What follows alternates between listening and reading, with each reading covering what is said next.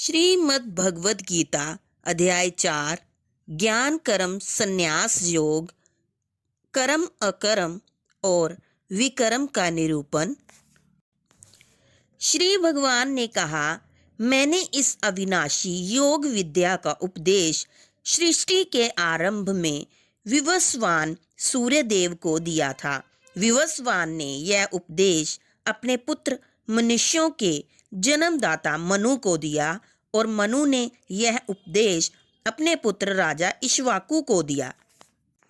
हे परंतप अर्जुन, इस प्रकार गुरु शिष्य परंपरा से प्राप्त इस विज्ञान सहित ज्ञान को राज ऋषियों ने विधि पूर्वक समझा, किंतु समय के प्रभाव से वह परम श्रेष्ठ विज्ञान सहित ज्ञान इस संसार से छिन्न भिन्न होकर नष्ट हो गया।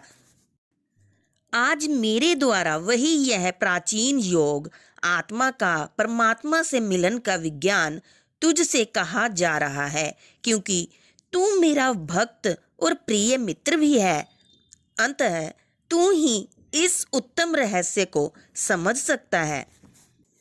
अर्जुन ने कहा, सूर्यदेव का जन्म तो सृष्टि के प्रारंभ हुआ था और आपका जन्म तो अब हुआ है, तो फिर मैं कैसे समझूं कि सृष्टि के आरंभ में आपने ही इस योग का उपदेश दिया था। श्री भगवान ने कहा, हे परंतप अर्जुन, मेरे और तेरे अनेकों जन्म हो चुके हैं। मुझे तो वह सभी जन्म याद हैं, लेकिन तुझे कुछ भी याद नहीं है। यद्यपि मैं अजन्मा और अविनाशी समस्त जीवात्माओं का परमेश्वर स्वामी होते हुए भी अपनी अपरा प्रकृति महामाया को अधीन करके अपनी परा प्रकृति योग माया से प्रकट होता हूँ। यदा यदा हि धर्मस्य ग्लानिर्भवति भारत, अभ्युत्थानं धर्मस्य तदात्मानं सृजाम्यहम्, परित्राणाय साधूनां विनाशाय च दुष्कृतां, धर्म संस्थापनार्थाय संभवामि युगे युगे। हे भारत, जब भी और जहाँ भी धर्म की हानि होती है और अधर्म की वृद्धि होती है, तब मैं अपने स्वरूप को प्रकट करता हूँ। भक्तों का उद्धार करने के लिए, दुष्टों का संपूर्ण विनाश करने के लिए तथा धर्म की फिर से स्थापना करने के लिए मैं प्रत्येक युग में प्रकट होता हूँ। हे अर्जुन, मेरे जन्म और कर्म दिव्य अलौकिक हैं। इस प्रकार जो कोई वास्तविक स्वरूप से मुझे जानता है, वह शरीर को त्याग कर इस संसार में फिर से जन्म को प्राप्त नहीं होता, बल्कि मुझे अर्थात मेरे सनातन धाम को प्राप्त होता है। आसक्ति, भय तथा क्रोध से सर्वथा मुक्त होकर अनन्य भाव से मेरी शरणागत होकर बहुत से मनुष्य मेरे इस ज्ञान से पवित्र होकर तप द्वारा मुझे अपने भाव से मेरे भाव को प्राप्त कर चुके हैं। हे पृथापुत्र, जो मनुष्य जिस भाव से मेरी शरण ग्रहण करता है, मैं भी उसी भाव के अनुसार उसको फल देता हूँ। प्रत्येक मनुष्य सभी प्रकार से मेरे ही पथ का अनुगमन करते हैं। इस संसार में मनुष्य फल की इच्छा से यज्ञ करते हैं और फल की प्राप्ति के लिए वह देवताओं की पूजा करते हैं। उन मनुष्यों को उन कर्मों का फल इसी संसार में निश्चित रूप से शीघ्र प्राप्त होता है। प्रकृति के 3 गुणों सत्व रज तम के आधार पर कर्म को 4 विभागों ब्राह्मण, क्षत्रिय, वैश्य और शूद्र में मेरे द्वारा रचा गया। इस प्रकार मानव समाज की कभी ना बदलने वाली व्यवस्था का कर्ता होने पर भी तू मुझे अकर्ता ही समझ। कर्म के फल में मेरी आसक्ति ना होने के कारण कर्म मेरे लिए बंधन उत्पन्न नहीं कर पाते। इस प्रकार से जो मुझे जान लेता है, उस मनुष्य के कर्म भी उसके लिए कभी बंधन उत्पन्न नहीं करते। पूर्व समय में भी सभी प्रकार के कर्म बंधन से मुक्त होने की इच्छा वाले मनुष्यों ने मेरी इस दिव्य प्रकृति को समझकर कर्तव्य कर्म करके मोक्ष की प्राप्ति की। इसलिए तू भी उन्हीं का अनुसरण करके अपने कर्तव्य का पालन कर। कर्म क्या है और अकर्म क्या है, इस विषय में बड़े से बड़े बुद्धिमान मनुष्य भी मोहग्रस्त रहते हैं। इसलिए उन कर्म को मैं तुझे भली भांति समझाकर कहूंगा, जिसे जानकर तू संसार के कर्म बंधन से मुक्त हो सकेगा। कर्म को भी समझना चाहिए तथा अकर्म को भी समझना चाहिए और विकर्म को भी समझना चाहिए, क्योंकि कर्म की सूक्ष्मता को समझना अत्यंत कठिन है। जो मनुष्य कर्म में अकर्म देखता है, अर्थात शरीर को कर्ता ना समझकर आत्मा को कर्ता समझता है, और जो मनुष्य अकर्म में कर्म देखता है, अर्थात आत्मा को कर्ता ना समझकर प्रकृति को कर्ता समझता है, वह मनुष्यों में बुद्धिमान है और वह मनुष्य समस्त कर्मों को करते हुए भी सांसारिक कर्म फलों से मुक्त रहता है। महापुरुषों का आचरण जिस मनुष्य के निश्चय किए हुए सभी कार्य बिना फल की इच्छा के पूरी लगन से संपन्न होते हैं तथा जिसके सभी कर्म ज्ञान रूपी अग्नि में भस्म हो गए हैं, बुद्धिमान लोग उस महापुरुष को पूर्ण ज्ञानी कहते हैं। जो मनुष्य अपने सभी कर्म फलों की आसक्ति का त्याग करके सदैव संतुष्ट तथा स्वतंत्र रहकर कार्यों में पूर्ण व्यस्त होते हुए भी वह मनुष्य निश्चित रूप से कुछ भी नहीं करता है। जिस मनुष्य ने सभी प्रकार के कर्म फलों की आसक्ति और सभी प्रकार की संपत्ति के स्वामित्व का त्याग कर दिया है, ऐसा शुद्ध मन तथा स्थिर बुद्धि वाला केवल शरीर निर्वाह के लिए कर्म करता हुआ कभी पाप रूपी फलों को प्राप्त नहीं होता। जो मनुष्य स्वयं प्राप्त होने वाले लाभ से संतुष्ट रहता है, जो सभी द्वंद्वों से मुक्त और किसी से ईर्ष्या नहीं करता, जो सफलता और असफलता में स्थिर रहता है, यद्यपि सभी प्रकार के कर्म करता हुआ कभी बंधता नहीं, प्रकृति के गुणों से मुक्त हुआ तथा ब्रह्म ज्ञान में पूर्ण रूप से स्थित और अच्छी प्रकार से कर्म का आचरण करने वाले मनुष्य के सभी कर्म ज्ञान रूप ब्रह्मा में पूर्ण रूप से विलीन हो जाते हैं। यज्ञ और यज्ञफल। ब्रह्म ज्ञान में स्थित उस मुक्त पुरुष का समर्पण ब्रह्मा होता है। हवन की सामग्री भी ब्रह्मा होती है, अग्नि भी ब्रह्मा है तथा ब्रह्म रूपी अग्नि में ब्रह्म रूपी कर्ता द्वारा जो हवन किया जाता है वह ब्रह्मा ही होता है। जिसके कर्म ब्रह्मा का स्पर्श करके ब्रह्मा में विलीन हो चुके हैं, ऐसे महापुरुष को प्राप्त होने योग्य फल भी ब्रह्मा ही होता है। कुछ मनुष्य अनेक प्रकार के यज्ञों द्वारा देवताओं की भली भांति पूजा करते हैं और इस प्रकार कुछ मनुष्य परमात्मा रूपी अग्नि में ध्यान रूपी यज्ञ द्वारा यज्ञ का अनुष्ठान करते हैं। कुछ मनुष्य सभी ज्ञान इंद्रियों के विषयों को संयम रूपी अग्नि में हवन करते हैं और कुछ मनुष्य इंद्रियों के विषयों को इंद्रिय रूपी अग्नि में हवन करते हैं। कुछ मनुष्य सभी इंद्रियों को वश में करके प्राण वायु के कार्यों को मन के संयम द्वारा आत्मा को जानने की इच्छा से आत्म योग रूपी अग्नि में हवन करते हैं। कुछ मनुष्य धन संपत्ति के दान द्वारा, कुछ मनुष्य तपस्या द्वारा, कुछ अष्टांग योग के अभ्यास द्वारा यज्ञ करते हैं और कुछ अन्य मनुष्य वेद शास्त्रों का अध्ययन करके ज्ञान में निपुण होकर और कुछ मनुष्य कठिन व्रत धारण करके यज्ञ करते हैं। बहुत से मनुष्य अपान वायु में प्राण वायु का, उसी प्रकार प्राण वायु में अपान वायु का हवन करते हैं तथा अन्य मनुष्य प्राण वायु और अपान वायु की गति को रोककर समाधि में प्रवृत्त होते हैं। कुछ मनुष्य भोजन को कम करके प्राण वायु को प्राण वायु में ही हवन किया करते हैं। ये सभी यज्ञ करने वाले यज्ञों का अर्थ जानने के कारण सभी पाप कर्मों से मुक्त हो जाते हैं। हे कुरुश्रेष्ठ अर्जुन, यज्ञों के फल रूपी अमृत को चखकर यह सभी योगी सनातन पर ब्रह्मा परमात्मा को प्राप्त होते हैं। और यज्ञ को ना करने वाले मनुष्य तो इस जीवन में भी सुखपूर्वक नहीं रह सकते, तो फिर अगले जन्म में, अगले जीवन में कैसे सुख को प्राप्त हो सकते हैं। इसी प्रकार और भी अनेकों प्रकार के यज्ञ वेदों की वाणी में विस्तार से कहे गए हैं। इस तरह उन सब को कर्म से उत्पन्न होने वाले जानकर तू कर्म बंधन से हमेशा के लिए मुक्त हो जाएगा। ज्ञान की महिमा। हे परंतप अर्जुन, धन संपदा के द्वारा किए जाने वाले यज्ञ की अपेक्षा ज्ञान यज्ञ अत्यंत श्रेष्ठ है तथा सभी प्रकार के कर्म ब्रह्म ज्ञान में पूर्ण रूप से समाप्त हो जाते हैं। यज्ञों के उस ज्ञान को तू गुरु के पास जाकर समझने का प्रयत्न कर। उनके प्रति पूर्ण रूप से शरणागत होकर सेवा करके विनीत भाव से जिज्ञासा करने पर वे तत्वदर्शी ब्रह्मज्ञानी महात्मा तुझे उस तत्व ज्ञान का उपदेश करेंगे।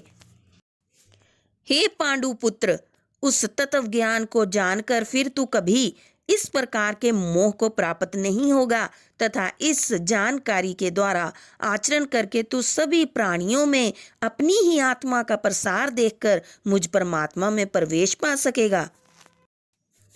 यदि तू सभी पापियों से भी अधिक पाप करने वाला है तो भी तू मेरे ज्ञान रूपी नौका द्वारा निश्चित रूप से सभी प्रकार के पापों से छूटकर संसार रूपी दुख के सागर को पार कर जाएगा। हे अर्जुन, जिस प्रकार अग्नि ईंधन को जलाकर भस्म कर देती है, उसी प्रकार यह ज्ञान रूपी अग्नि सभी संसारिक कर्म फलों को जलाकर भस्म कर देती है। इस संसार में ज्ञान के समान पवित्र करने वाला निस्संदेह कुछ भी नहीं है। इस ज्ञान को तू स्वयं अपने हृदय में योग की पूर्णता के समय अपनी ही आत्मा में अनुभव करेगा। जो मनुष्य पूर्ण श्रद्धावान है और जिसने इंद्रियों को वश में कर लिया है, वही मनुष्य दिव्य ज्ञान को प्राप्त होकर वह तत्क्षण भगवत प्राप्ति रूपी परम शांति को प्राप्त हो जाता है। जिस मनुष्य को शास्त्रों का ज्ञान नहीं है, शास्त्रों पर श्रद्धा नहीं है और शास्त्रों को शंका की दृष्टि से देखता है, वह मनुष्य निश्चित रूप से भ्रष्ट हो चुका है। इस प्रकार भ्रष्ट हुआ संशयग्रस्त मनुष्य ना तो इस जीवन में और ना ही अगले जीवन में सुख को प्राप्त होता है। हे धनंजय, जिस मनुष्य ने अपने समस्त कर्म के फलों का त्याग कर दिया है और जिसके दिव्य ज्ञान द्वारा समस्त संशय मिट गए हैं, ऐसे आत्मपरायण मनुष्य को कर्म कभी नहीं बांधते। अंतः हे भरतवंशी अर्जुन, तू अपने हृदय में स्थित इस अज्ञान से उत्पन्न अपने संशय को ज्ञान रूपी शस्त्र से काट और योग में स्थित होकर युद्ध के लिए खड़ा हो जा। इस प्रकार उपनिषद, ब्रह्म विद्या तथा योग शास्त्र रूप श्रीमद् भगवद गीता के श्री कृष्ण अर्जुन संवाद में दिव्य ज्ञान योग नाम का चौथा अध्याय संपूर्ण हुआ। हरिओम तत्सत। गीता के चतुर्थ अध्याय का महात्म्य। श्री भगवान कहते हैं, हे प्रिय, अब मैं चौथे अध्याय का महात्म्य बतलाता हूँ, सुनो। गंगा के तट पर वाराणसी नाम की एक पुरी है। वहाँ विश्वनाथ जी के मंदिर में भरत नाम के एक योग निष्ठ महात्मा रहते थे, जो प्रतिदिन आत्मचिंतन में तत्पर हो आदर पूर्वक गीता के चतुर्थ अध्याय का पाठ किया करते थे। उसके अभ्यास से उनका मन निर्मल हो गया था। वे सर्दी, गर्मी आदि ऋतुओं से कभी व्यथित नहीं होते थे। एक समय की बात है, वे तपोवन नगर की सीमा में स्थित देवताओं का दर्शन करने की इच्छा से भ्रमण करते हुए नगर से बाहर निकल गए। वहाँ बेरी के 2 वृक्ष थे। उन्हीं की जड़ में वे विश्राम करने लगे। एक वृक्ष की जड़ में उन्होंने अपना मस्तक रखा और दूसरे वृक्ष के मूल में उनका पैर टिका हुआ था। थोड़ी देर बाद जब वे तपस्वी चले गए, तब बेर के वे दोनों वृक्ष 5-6 दिनों के भीतर ही सूख गए। उनमें पत्ते और डालियां भी नहीं रहीं। तत्पश्चात वे दोनों वृक्ष कहीं 2 कन्याओं के रूप में उत्पन्न हुए। वे दोनों कन्याएं जब बढ़कर 7 वर्ष की हो गई, तब एक दिन उन्होंने दूर देशों से घूमकर आते हुए भरत मुनि को देखा। उन्हें देखते ही वे दोनों उनके चरणों में पड़ गई और मीठी वाणी में बोली, मुनि, आपकी ही कृपा से हम दोनों का उद्धार हुआ है। हमने बेर की जोनी त्याग मानव शरीर प्राप्त किया है। उनके इस प्रकार कहने पर मुनि को बड़ा विस्मय हुआ। उन्होंने पूछा, पुत्रियों, मैंने कब और किस साधन से तुम्हें मुक्त किया था? साथ ही यह भी बताओ कि तुम्हारे बेर होने का क्या कारण था, क्योंकि इस विषय में मुझे कुछ भी ज्ञान नहीं है। तब वे कन्याएं पहले उन्हें अपने बेर हो जाने का कारण बतलाती हुई बोली, मुनि, गोदावरी नदी के तट पर छिन्नपाप नाम का एक उत्तम तीर्थ है जो मनुष्यों को पुण्य प्रदान करने वाला है। वह पावनता की चरम सीमा पर पहुंचा हुआ है। उस तीर्थ में सत्यतपा नामक एक तपस्वी बड़ी कठोर तपस्या कर रहे थे। वे ग्रीष्म ऋतु में प्रज्वलित अग्नियों के बीच में बैठते थे। बारिश के समय में जल की धाराओं से उनके सिर के बाल सदा भीगे ही रहते थे तथा जाड़े के समय में जल में निवास करने के कारण उनके शरीर में हमेशा रोंगटे खड़े रहते थे। वे बाहर भीतर से सदा शुद्ध रहते, समय पर तपस्या करते तथा मन और इंद्रियों को संयम में रखते हुए परम शांति प्राप्त करके आत्मा में ही रमन करते थे। वे अपनी विद्वता के द्वारा जैसा विख्यान करते थे, उसे सुनने के लिए साक्षात ब्रह्मा जी भी प्रतिदिन उनके पास उपस्थित होते और प्रश्न करते थे। ब्रह्मा जी के साथ उनका संकोच नहीं रह गया था। अंततः उनके आने पर भी वे सदा तपस्या में मगन रहते थे। परमात्मा के ध्यान में निरंतर संलग्न रहने के कारण उनकी तपस्या सदा बढ़ती रहती थी। सत्य तपा को जीवन मुक्त के समान मानकर इंद्र को अपने समृद्धिशाली पद के संबंध में कुछ भय हुआ। तब उन्होंने उनकी तपस्या में सैकड़ों विघ्न डालने आरंभ किए। अप्सराओं के समुदाय से हम दोनों को बुलाकर इंद्र ने इस प्रकार आदेश दिया, तुम दोनों उस तपस्वी की तपस्या में विघ्न डालो जो मुझे इंद्र पद से हटाकर स्वयं स्वर्ग का राज्य भोगना चाहता है। इंद्र का यह आदेश पाकर हम दोनों उनके सामने से चलकर गोदावरी के तीर पर, जहाँ वे मुनि तपस्या करते थे, आई। वहाँ मंद और गंभीर स्वर से बजते हुए मृदंग तथा मधुर वेणुनाद के साथ हम दोनों ने अन्य अप्सराओं सहित मधुर स्वर में गाना आरंभ किया। इतना ही नहीं, उन योगी महात्मा को वश में करने के लिए हम लोग स्वर, ताल और लय के साथ नृत्य भी करने लगी। बीच बीच में जरा जरा सा हम दोनों की उन्मत्त गति काम भाव को जगाने वाली थी, किंतु उसने उन निर्विकार चित्त वाले महात्मा के मन में क्रोध का संचार कर दिया। तब उन्होंने हाथ से जल छोड़कर हमें क्रोधपूर्वक श्राप दिया, अरे तुम दोनों गंगा जी के तट पर बेर के वृक्ष हो जाओ। यह सुनकर हम लोगों ने बड़ी विनय के साथ कहा, महात्मन, हम दोनों पराधीन थी, अंततः हमारे द्वारा जो दुष्कर्म बन गया है उसे आप क्षमा करें। यह कहकर हमने मुनि को प्रसन्न कर लिया। तब उन पवित्र चित्त वाले मुनि ने हमारे शाप उद्धार की अवधि निश्चित करते हुए कहा, भरत मुनि के आने तक ही तुम पर यह शाप लागू होगा। उसके बाद तुम लोगों का मृत्यु लोक में जन्म होगा और पूर्व जन्म की स्मृति बनी रहेगी। मुनि, जिस समय हम दोनों बेर वृक्ष के रूप में खड़ी थी, उस समय आपने हमारे समीप आकर गीता के 4 अध्याय का जप करते हुए हमारा उद्धार किया था। अंततः हम आपको प्रणाम करती हैं। आपने केवल शाप ही से नहीं, इस भयानक संसार से भी गीता के 4 अध्याय के पाठ द्वारा हमें मुक्त कर दिया। श्री भगवान कहते हैं, उन दोनों के इस प्रकार कहने पर मुनि बहुत ही प्रसन्न हुए और उनसे पूजित हो विदा लेकर जैसे आए थे वैसे ही चले गए तथा वे कन्याएं भी बड़े आदर के साथ प्रतिदिन गीता के चतुर्थ अध्याय का पाठ करने लगी, जिससे उनका उद्धार हो गया। हरिओम तत्सत।